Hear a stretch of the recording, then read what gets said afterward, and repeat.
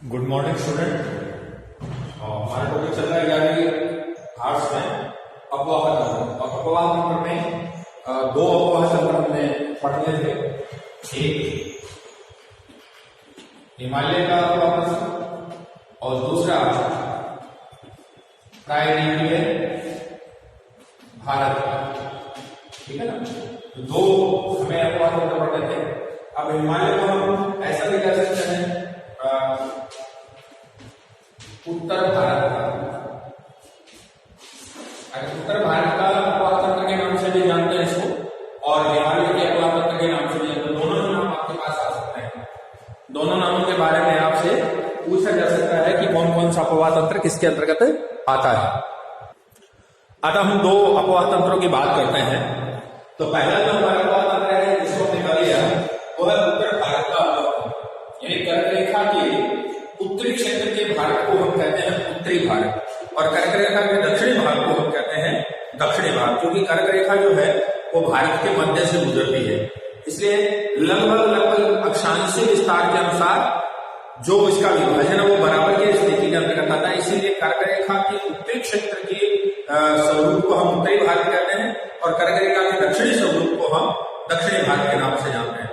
उत्तरी क्षेत्र के अंतर्गत अगर देखें तो कर्क रेखा के उत्तरी स्तर पर ही हिमालय से निकलने वाली सभी नदियां जो है उनका प्रवाह होता है। इसलिए हम उनको कह देते हैं उत्तरी भारत की नदियां कह सकते हैं या हिमालय की नदियां कह सकते हैं।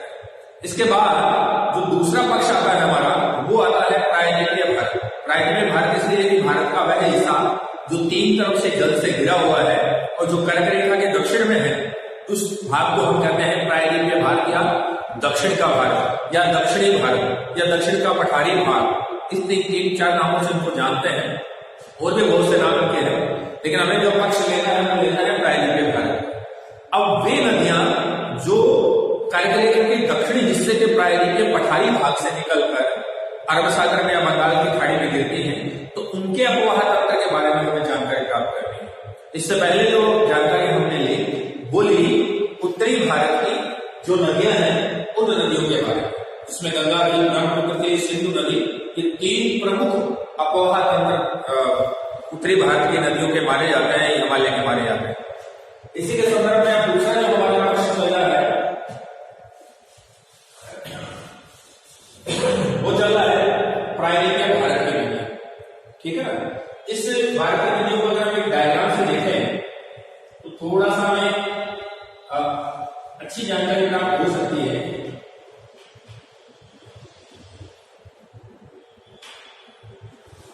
जैसे ये कर्क रेखा जाती गुजरती है, तो कर्क रेखा, अब देखिए ये जो भारत का पश्चिमी हिस्सा है इसको हम बोलते हैं पश्चिमी घाट। तो इस पश्चिमी घाट से ये जो हिस्सा है ये पर्वतीय हिस्से है, और यहाँ से नदियां निकलकर कुछ बंगाल की, अधिकांश बंगाल की खाड़ी गिरती है, कुछ जो है वो अरब सागर में गिरती है। उसके पीछे है कि प्रायद्वीपीय भारत का जब उद्भव हुआ था, उसका विकास हुआ था, उसके बाद जब हिमालय पर्वत का विकास हुआ तो ये हिस्सा थोड़ा क्या हो गया, ऊंचा हो गया, ये हिस्सा नीचा हो गया। तो जब हिमालय बनने वाली स्थिति में थी तो प्रायद्वीपीय भारत का जो हिस्सा था इसके बीच में दरारें पड़ गई और कुछ भाग जो है वो अवदलित हो गया। अवदलित मतलब नीचे धंस गया। तो ये नर्मदा और ताप्ती जो दो नदियां हैं ये वे नदियां हैं जो हिमालय पर्वत के बनने के बाद जो एक भूगर्भीय गति हुई, इससे इस हिस्से का अंदर दो भ्रंशें बढ़ गई, और वो भ्रंश से वो हिस्सा जो था वो क्या हो गया, अवदलित हो गया, नीचे धंस गया, और ये नदियां इस मार्ग में बहने लगी और अरब सागर में गिरती है। तो अधिकांश नदियों का जो बहाव है, अधिकांश नदियों का जो ढाल है वो पश्चिम से पूर्व की ओर है। इसलिए सारी प्रायद्वीपीय भारत की अधिकांश नदियां जो हैं वो पश्चिमी हिस्से से निकलती है और पूर्वी हिस्से में बहती हुई बंगाल की खाड़ी में गिरती है। ये दो नदियां और कुछ अन्य छोटी नदियां हैं जो प्रायद्वीपीय भारत के अंतर्गत बहती हुई अरब सागर में गिरती है, और प्रमुख रूप से इनके दो ही ये मानते हैं। इसमें अपवाद भी जाता है कि प्रायद्वीपीय भारत का अधिकांश ढाल जो है वो पश्चिम से पूर्व है, इसलिए अधिकांश नदियां जो है पश्चिम से पूर्व चलती हुई बंगाल की खाड़ी में गिरती हैं। केवल दो नदियां जो है जो अपवाद स्वरूप है और वो भ्रंश घाटियों से होती हुई अरब सागर में गिरती है। तो इसके पीछे रीजन ये है कि इन भ्रंश घाटियों का जो ढाल है वो पूर्व से पश्चिम हो गया, इसलिए नदियां हमेशा अनुसरण करती है, तो पश्चिम से पूर्व से निकलकर वो पश्चिम की ओर प्रवाहित होकर अरब सागर में गिरती है। तो इसलिए अब हम इन जो प्रायद्वीपीय भारत की नदियां हैं इनका अध्ययन करेंगे कि कौन कौन सी नदियां हैं, क्या उनका अपवाद होता है, कितना प्रतिशत हिस्सा किस राज्य से होकर गुजरती है। क्योंकि नदी जो होती है उसको कोई राज्य की सीमा पता नहीं होती कि कौन सी सीमा बैराबू ढाल के अनुसार रहती है। वो सीमाएं मानव ने अपने अधिकार क्षेत्र के अनुसार प्रशासनिक दृष्टि से बनाई है, प्राकृतिक दृष्टि से वो सीमाएं नहीं बनती। और हाँ, कई बार नदियां खुद प्राकृतिक सीमा जरूर बना देती है कि ये हिस्सा जो है वो दूसरा है, ये हिस्सा दूसरा है। इस तरीके से नदियां प्राकृतिक सीमाएं बनाती हैं, लेकिन मानव के द्वारा बनाई गई जो प्रशासनिक सीमाएं हैं उनका नदियों को ध्यान नहीं होता और वो एक राज्य से दूसरे राज्य में प्रवाहित होती हुई आगे जाती है। ठीक है ना। इसलिए जहां से निकलती है वहां से निकलने के बाद में वो अन्य राज्यों से होती हुई बहती हुई अन्य सहायक नदियां उसके अंतर्गत आती हुई उसके जल ग्रहण क्षेत्र को बढ़ाती हुई वो नदियां जो है वो बंगाल की खाड़ी में गिरती है या अरब सागर में गिरती हैं। और कुछ नदियां ऐसी हैं जो कहीं भी नहीं गिरती, केवल झीलों में और कोस्टल क्षेत्र में आ जाती है। उसे एक नया अपवाद तंत्र कहते हैं, जिसका नाम है अंतर प्रवाह तंत्र। अंतर प्रवाह तंत्र यानी आंतरिक भाग में ही नदियों का निकलना और उसी क्षेत्र से बहते हुए और जलीय क्षेत्र के जो कोस्टल क्षेत्र है वह क्या हो जाना, विलुप्त हो जाना। इन नदियों के संदर्भ में हम थोड़ा सा अध्ययन करते हैं। सबसे पहले प्रायद्वीपीय भारत की नदी में लेते हैं महानदी। कौन सी नदी है? महानदी। ये उड़ीसा की नदी है। जिसकी नदी है उड़ीसा की, इसको उड़ीसा का शोक भी कहते हैं। ये मैंने बहुत बार आपको बताया है। शोक जैसे कोसी नदी का मैंने बताया था शोक, दामोदर नदी का मैंने बताया था शोक, है ना। तो इसी प्रकार से उड़ीसा का शोक कहते हैं महानदी को। जैसे बाढ़ जब आती है, इन नदियों में जब बाढ़ आती थी तो उड़ीसा के क्षेत्र में जान माल की हानि ज्यादा होती थी। तो बरसात के दौरान इन नदियों में बाढ़ आने से जान माल की हानि होती थी, खेती खत नष्ट हो जाती थी। तो एक तरह से दुख की लहर आ जाती थी। तो दुख की लहर किसके कारण आती थी? महानदी में बाढ़ आने से। और महानदी में बाढ़ आने से जिसका प्रभाव होता था वो क्या होता था? उड़ीसा या इसके संदर्भ में जो भी प्रभाव होता था वहां छत्तीसगढ़ में, मध्य प्रदेश में कुछ क्षेत्रों के अंदर जिनको मारा जाता है, लेकिन मुख्य रूप से इसको उड़ीसा का शोक ही कहते हैं। अब इस बाढ़ को नियंत्रित करने के लिए महानदी पर एक बांध बनाया गया जिसका नाम है हीराकुंड बांध। ये आपने 10वीं क्लास में पढ़ा है। बहुउद्देशीय परियोजनाएं जो है उनके अंदर आप पढ़ते हैं हीराकुंड बांध। तो महानदी पर बना हुआ कहां है? उड़ीसा में। तो उड़ीसा की शोक के नाम से भी इस नदी को जाना जाता है। आपसे पूछ सकते हैं उड़ीसा का शोक कौन सी नदी को कहते हैं, या उड़ीसा का शोक किसे कहते हैं? तो महानदी को उड़ीसा का शोक कहते हैं। ऐसा भी हो सकता है कि उड़ीसा के शोक कही जाने वाली महानदी पर कौन सा बांध बना हुआ है? हीराकुंड बांध बना हुआ है। ठीक है ना। तो इसके बारे में भी, अब इसके बारे में थोड़ी जानकारी लेते हैं। देखिए, ये उद्गम रायपुर के सिहावा से, इस नदी का जो उद्गम होता है वो रायपुर के सिहावा से होता है। ठीक है ना। छत्तीसगढ़ की राजधानी रायपुर, तो रायपुर के सिहावा क्षेत्र से इसका उद्गम होता है। अधिकांश प्रवाह जो है उड़ीसा राज्य का अधिकांश प्रवाह इस नदी के अंतर्गत आता है। यानी सबसे ज्यादा जो प्रवाह होता है वो उड़ीसा राज्य में होता है, इसलिए इसको उड़ीसा की नदी के नाम से भी जाना जाता है या उड़ीसा राज्य की नदी के नाम से जाना जाता है। इस नदी की जो लंबाई है वो 851 किलोमीटर है। कितनी है?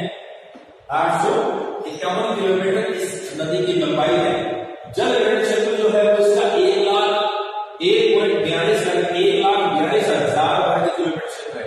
अगर पॉइंट में कर देंगे तो लाख हो गए, अगर सीधा करते हैं तो 1,42,000 वर्ग किलोमीटर। अब जलग्रहण क्षेत्र में क्या आता है कि मुख्य नदी और मुख्य नदी में आकर मिलने वाली सहायक नदियों का जो क्षेत्र होता है वो पूरा क्षेत्र इसका अफवाह क्षेत्र होता है। इस तरीके से, और ये बहती हुई अपनी शाखाएं भी फैलाती है। ठीक है ना। तो जल ग्रहण का मतलब हुआ कि सहायक नदियों के जल को ग्रहण करना, सहायक नदियों के जल को क्या करना? ग्रहण करना और अपने में मिला देना। तो जहां जहां से सहायक नदियां इसके अंदर आकर मिलती है उस पूरे क्षेत्र को इसका जल ग्रहण क्षेत्र कहते हैं। तो वो जल ग्रहण क्षेत्र कितना है इसका? 1.42 लाख वर्ग किलोमीटर क्षेत्र में इसका जल ग्रहण क्षेत्र फैला हुआ है। अब ये कौन कौन से राज्यों में कितना कितना प्रतिशत इसका प्रभाव होता है?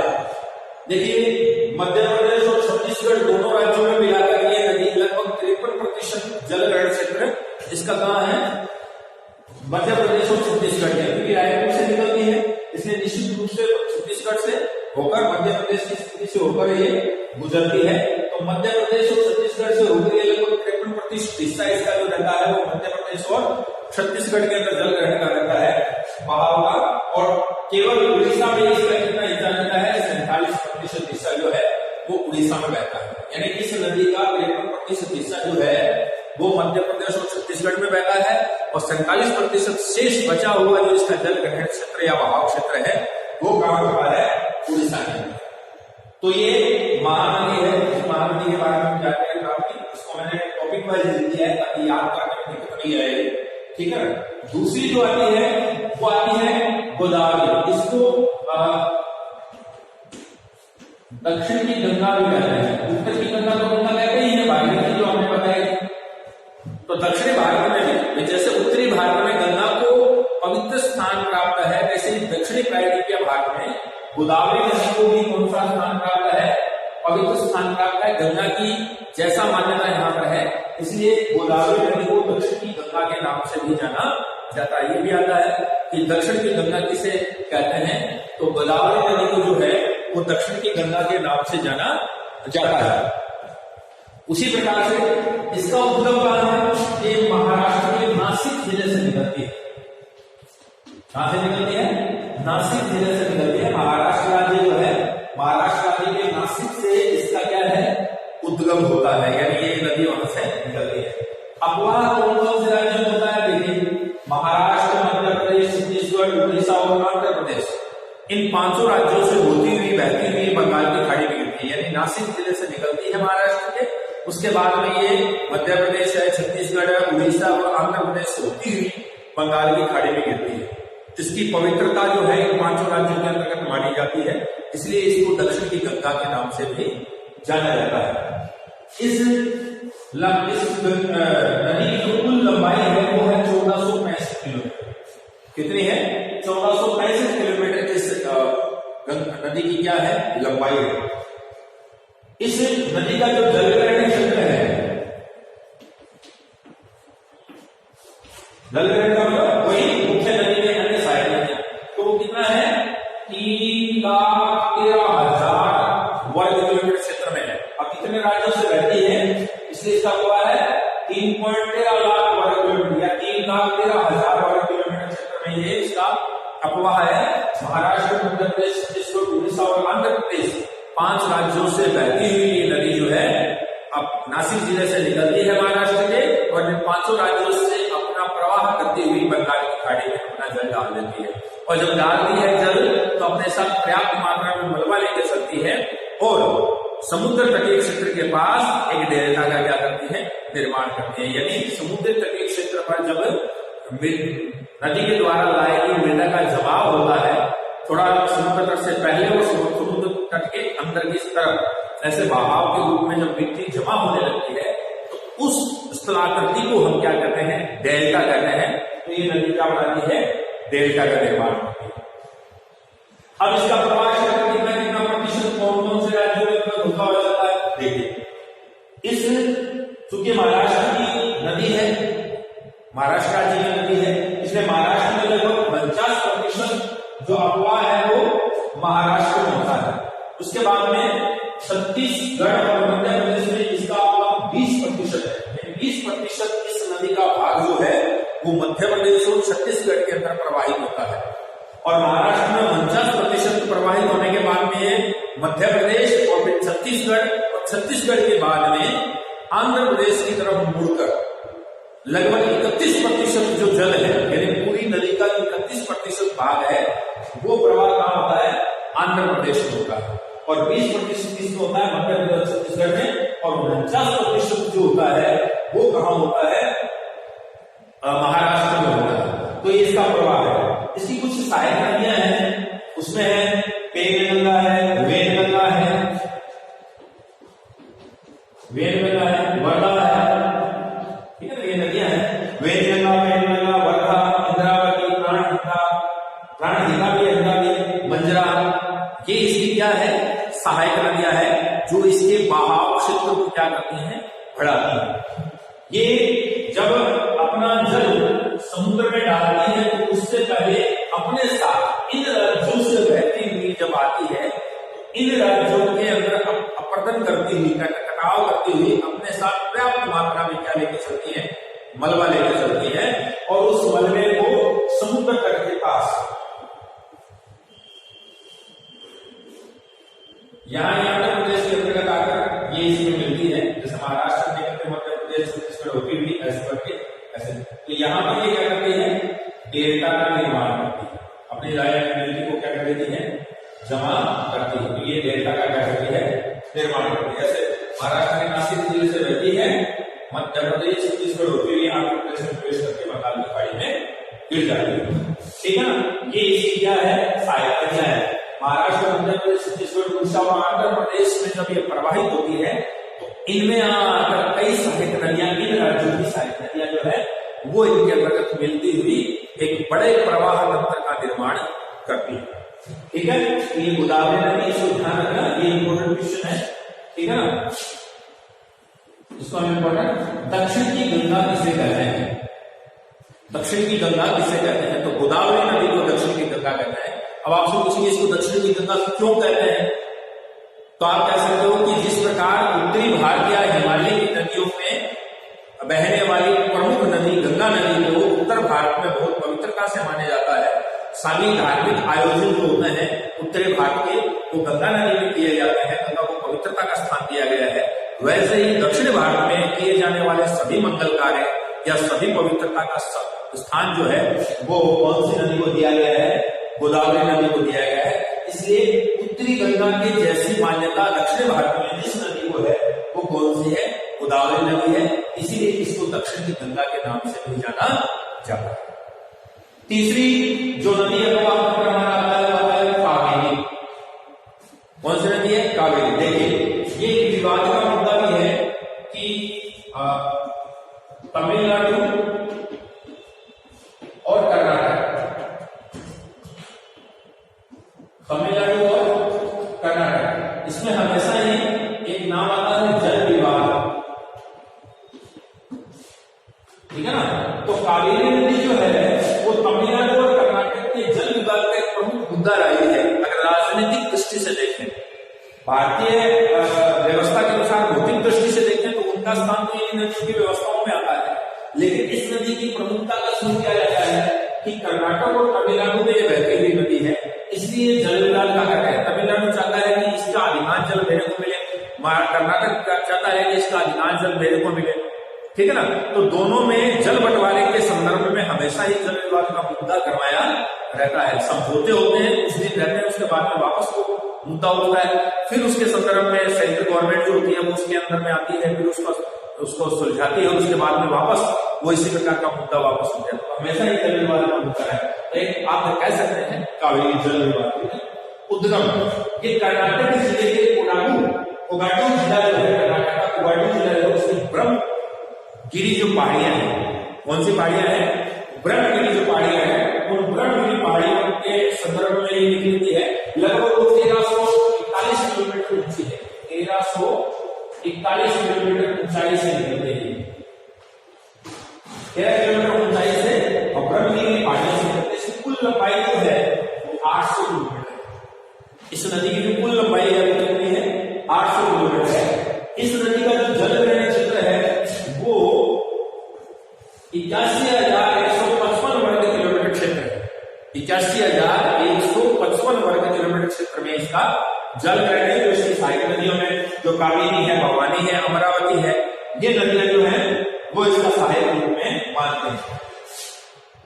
ये नदी सीधी बहती है, ज्यादा गोड़ नहीं है, इन नदियों में ज्यादा टेढ़ा मेढ़ा सिस्टम नहीं है, बिल्कुल सीधी नदी है। सीधी नदी होने के कारण ये साल भर इसमें जल प्रवाहित होता है, बरसात के दौरान ज्यादा हो जाता है, अन्यथा क्योंकि टेढ़े मेढ़ा सिस्टम होता है तो उसमें जल जो है वो अवरोधित हो जाता है। लेकिन ये सीधी नदी है इसलिए साल भर बहती है। तो ऐसा कह सकते हैं कि प्राचीन भारत की साल भर बहने वाली नदी कौन सी है, कावेरी है। और यही हो सकता है कि इसमें साल भर जल ग्रहण करने के, साल भर जल की मात्रा रहने के कारण ही इन दोनों राज्यों में विवाद हो सकता है कि ये जल साल भर बहता है तो हमें इसका स्वरूप मिले जो वर्षा नहीं हो। दूसरी, गर्मी सर्दी दोनों ऋतुओं में रहती है। क्यों रहती है? क्योंकि दोनों ही प्रकार का मानसून जो होता है इस नदी को प्रभावित करता है। दक्षिण प्रायद्वीपीय पठार के अंतर्गत जब मानसून की स्थिति पैदा होती है तो दक्षिण पश्चिमी मानसून क्या आता है, तब भी वर्षा होती है, और कर्नाटक की जो ब्रह्मगिरी पहाड़ी है उसमें जल की आवक होने से वो नदी प्रवाहित होती है। और शीतकाल के अंदर क्या होता है कि शीतकाल में अधिकांश वर्षा कहाँ होती है, तमिलनाडु में होती है। शीतकाल में अधिकांश वर्षा, जैसे जलवायु पढ़ेंगे तो उसमें देखेंगे शीतकालीन की अधिकांश वर्षा जो होती है वो तमिलनाडु और आंध्र प्रदेश क्षेत्र में होती है। और जब सर्दियों गर्मियों में दक्षिण पश्चिमी मानसून आता है तो इसमें जल की आवक हो जाती है, और सर्दियों के अंदर तमिलनाडु में जब उत्तरी पूर्वी मानसून की स्थिति पैदा होती है उस स्थिति के अंदर, इसको लौटता हुआ मानसून कहते हैं, उस स्थिति में तमिलनाडु में वर्षा होती है तो फिर मानसून में जल की आवक हो जाती है। इसका मतलब दोनों ही मानसून कालों में, आते हुए मानसून में और जाते हुए मानसून, दोनों मानसूनों में इस नदी के अंदर जल की आवक होने से ये साल भर बहने वाली नदी है। इसीलिए ये विवाद का मुद्दा भी है, क्योंकि लगातार जल मिल रहा है तो निश्चित रूप से, क्योंकि अन्य नदियों में वर्षा काल के दौरान तो जल की आवक ज्यादा हो जाती है, अन्यथा उसमें जल की आवक क्या होती है, कम होती है। इसका जल राज्य नदी का आता है, केरल में 3% नदी का प्रवाह होता है। एक छोटा सा एक आर्क बनाती है और नदी ऐसे घूमती हुई वापस निकल जाती है, तो कर्नाटक से निकल के केरल में होती हुई आगे तमिलनाडु में बह जाती है। तो इसका 3% हिस्सा ही केरल के अंदर प्रवाहित होता है, अधिकांश हिस्सा जो है इसका तमिलनाडु में होता है। कर्नाटक में 41% रहती है और तमिलनाडु में ये लगभग 56% इसका क्या होता है, प्रवाह होता है। ठीक है ना, 56% इसका क्या होता है, प्रवाह होता है।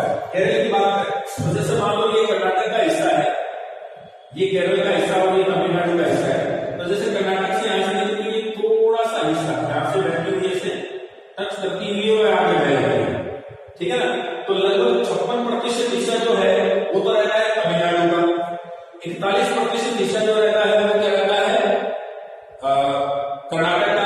और ये जो एक आर्क बना है छोटा सा गोलाई से हुई है, ये बनी है केरल की। तो 3% केरल में, 41% कर्नाटक में और 56% जो है वो तमिलनाडु में इसका प्रभाव होता है। ठीक है ना, इसलिए कर्नाटक और तमिलनाडु में हमेशा ये विवाद का मुद्दा रहता है कि ये जल का जो नदी है इसका अधिकांश जल जो है वो हमारे को प्राप्त है। इसकी प्रमुख सहायक नदियां जो है वो काबिनी, भवानी और अमरावती। काबिनी, भवानी और अमरावती इनकी प्रमुख नदियों के रूप में मानी जाती है।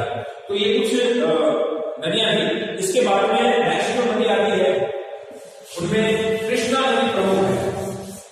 कौन सी नदी प्रमुख है? कृष्णा नदी प्रमुख। इन नदियों को मैंने टेबल से बनाई है, इसमें भी आप इसको देख सकते हो, समझ सकते हो, इसके संदर्भ में आप देखें। ठीक है ना, नेक्स्ट जो नदी है वो है कृष्णा नदी। और एक चीज और ध्यान रखना कि जो गोदावरी नदी है, गोदावरी नदी जो थी, गोदावरी नदी ये दक्षिणी भारत का लो या प्रायद्वीपीय भारत का जो अपवाह है, अपवाह तंत्र है, उस तंत्र की सबसे बड़ी नदी है। उस अपवाह तंत्र की यानी प्रायद्वीपीय भारत की सबसे बड़ी नदी जो है वो कौन सी नदी है? गोदावरी नदी है। इस चीज का ध्यान रखना। और दूसरा ध्यान रखना कि ये कृष्णा नदी है, ये दूसरी सबसे बड़ी नदी है। यानी प्रायद्वीपीय भारत की जो सबसे बड़ी नदी है वो गोदावरी है, और इसी प्रायद्वीपीय भारत की जो दूसरी सबसे बड़ी अपवाह तंत्र की नदी है वो कौन सी नदी है? कृष्णा नदी है। कौन सी नदी है? कृष्णा नदी है।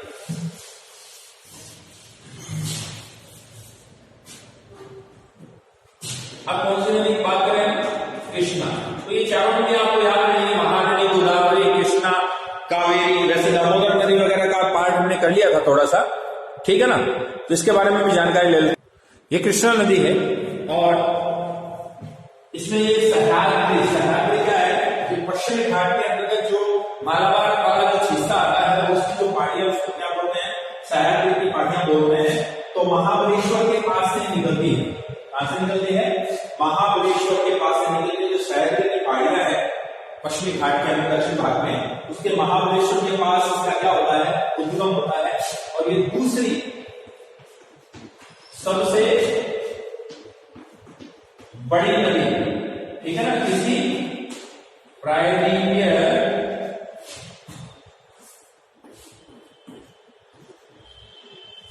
अपवाह की, प्रायद्वीपीय भारतीय अपवाह की दूसरी सबसे बड़ी नदी है। इसका उद्गम जो है वो शहर के पास।